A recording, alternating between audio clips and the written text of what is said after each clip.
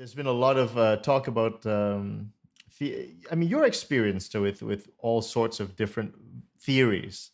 So how have you managed to synthesize all of that? What's your I'm just asking, asking in a general way. Modern theory, there's so many kinds of them. So well, how do you look at music now in a more holistic sense, a general sense? Do you have a particular, like, okay, it's there's a thread, or I look at different styles, I use different tools. I'm a craftsman. I have a different toolkit for different styles, or do you see like a general, like it all works in one thread, but with some little variations?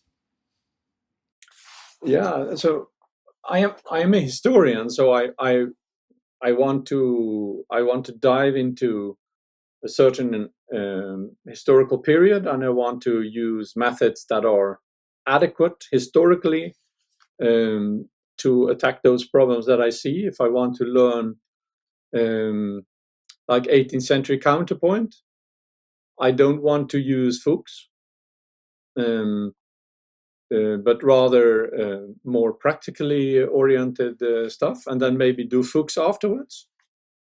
Um, but for modern music, there are so many other things that are much better to get into it, and Mm, that also because it needs to be historically adequate also mm, in the 20th century. So you need yeah. another toolkit, and you need other ideas when you start to compose. What I very much like about Partimento is that it focuses on musicianship in a more broader sense than what is traditionally taught in conservatories. Because often instrumentalists, they just play their instrument and they don't bother so much about what the pianist is doing. But if you go through Partimento, you learn really um, skills that composers learned, and you get that as a musician.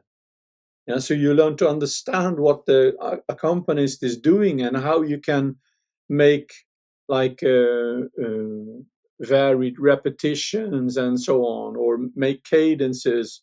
So you become not only a reproductive musician but also a productive musician. You Yeah. learn to compose and improvise, and that becomes so much more.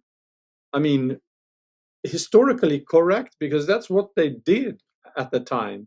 So we lost a little bit over time of that creative aspect of musicianship, which I think is worth rediscovering. Mm, yeah. That's the main reason why I work with this stuff, to to get a more rich view on musicianship.